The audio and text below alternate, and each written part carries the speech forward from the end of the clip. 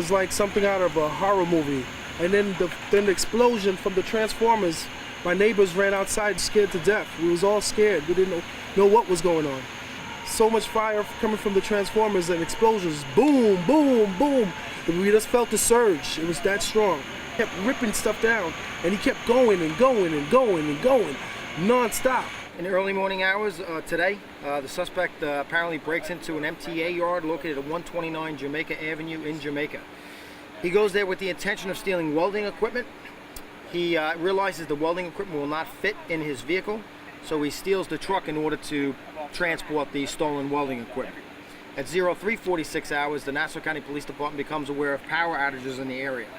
The suspect apparently raises the boom on the truck. In this incident, dozens of light poles have been taken down.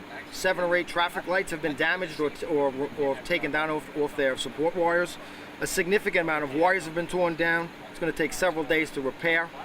The suspect was arrested while walking in the vicinity of Holmes Street and North Ascan Street in Elmont.